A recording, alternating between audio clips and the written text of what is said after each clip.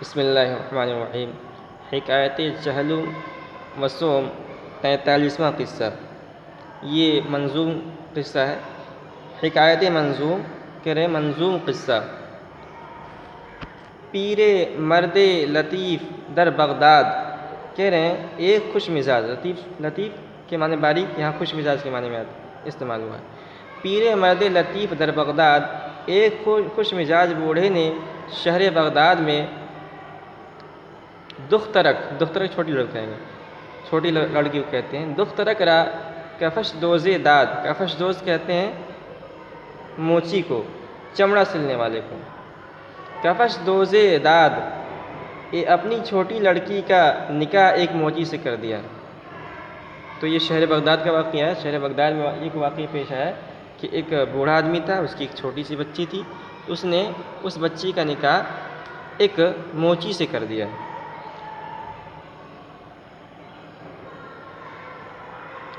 کہہ رہے مرد کے سنگ دل چنا بگزید، اس جلیل سخت دل موچی نے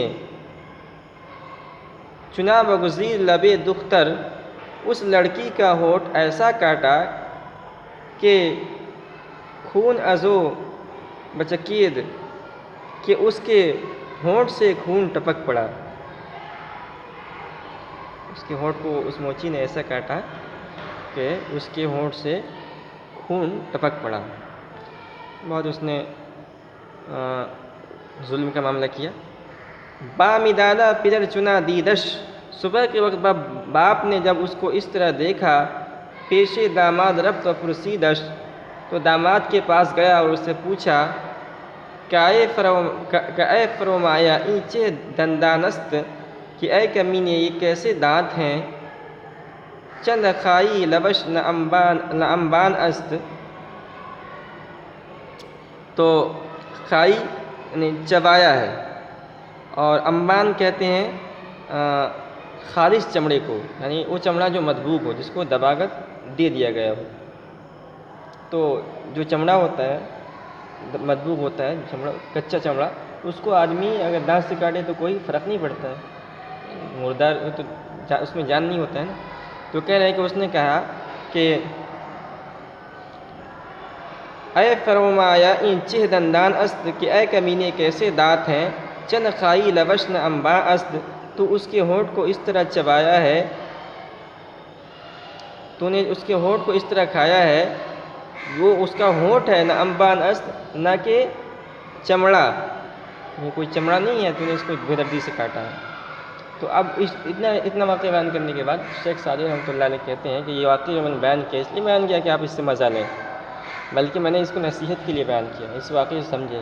اور اس واقعے سے سمجھنا یہ ہے کہ جس کی فطرت جیسی ہوتی ہے وہ اسی فطرت پہ رہے گا جب تک کہ اس کو موت نہ جائے۔ موت ہی کسی کی فطرت کو چھڑا سکتی ہے۔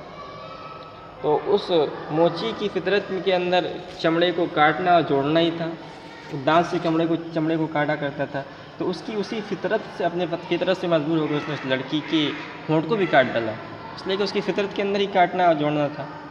تو شیخ سعدی کہتے ہیں کہ جس کی فطرت جیسی ہوتی ہے، اس فطرت کو، اس جبلت کو موت کے سوا اور کوئی چیز چھڑا نہیں سکتی ہے۔ اسی لیے کہا گیا ہے جبل گردد جبلت نہ گردد، کہ آدمی پہاڑ اپنی جگہ سے ہل سکتا ہے، لیکن آدمی کی جو فطرت ہوتی ہے، جبلت ہوتی ہے، وہ بدل نہیں سکتی ہے۔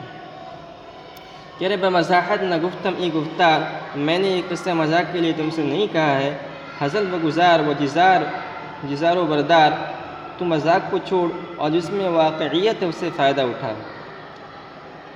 خوئے بد در طبیعت کے نشست، کہہ رہے بری عادت جس کی طبیعت میں بیٹھ جاتی ہے، نروج جز بوقت مرگ از دست، تو پھر وہ سوائے مرنے کے وقت کے ہاتھ سے نہیں جا سکتی ہے۔